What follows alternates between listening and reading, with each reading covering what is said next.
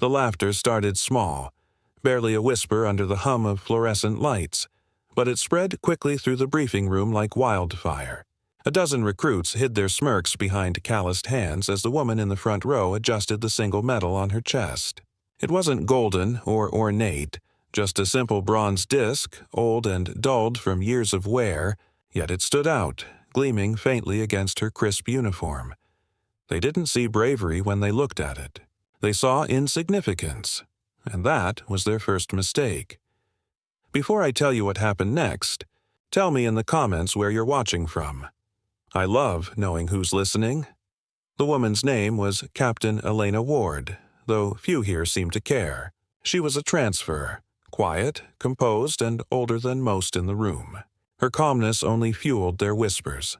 "She probably got that thing for showing up on time," one recruit joked.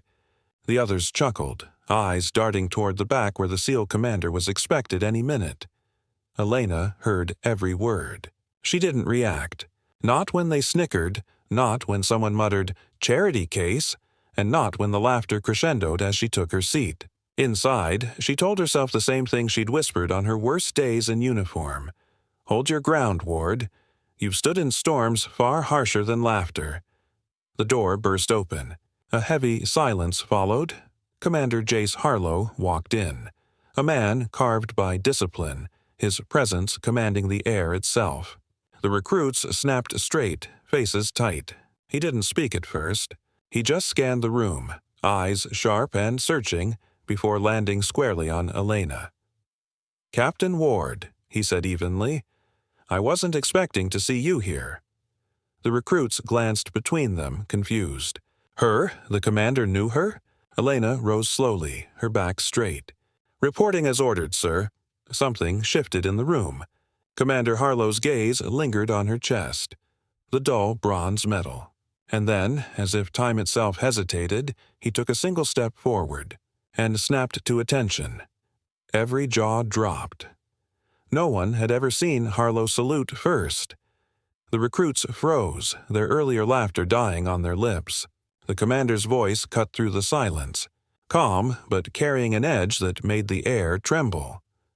"Recruits," he said, "if you knew what that medal meant, you'd stand before this woman with your heads bowed."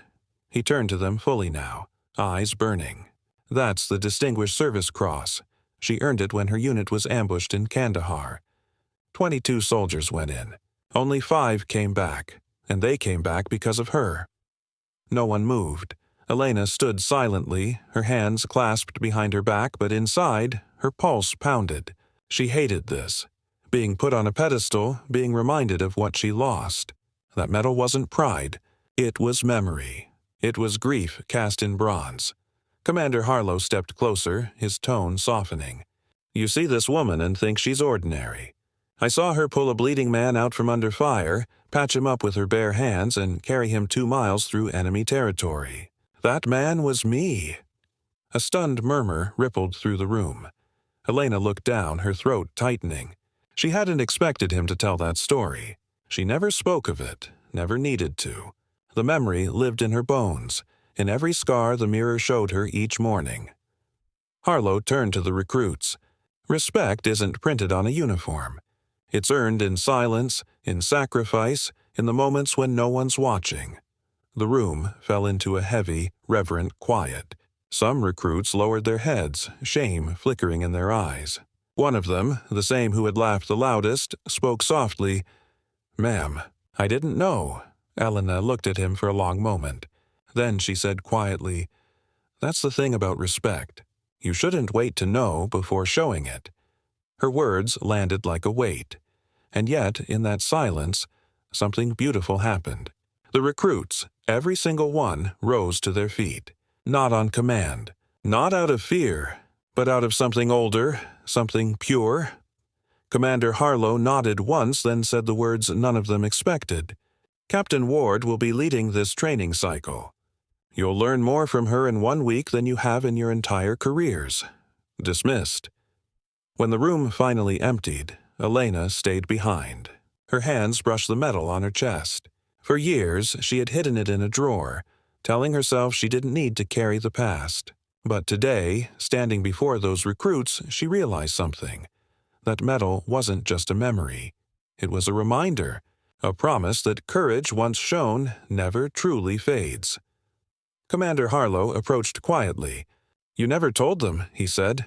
"I never needed to," she replied. He smiled faintly. "You still carry their weight?" "Every day," she whispered.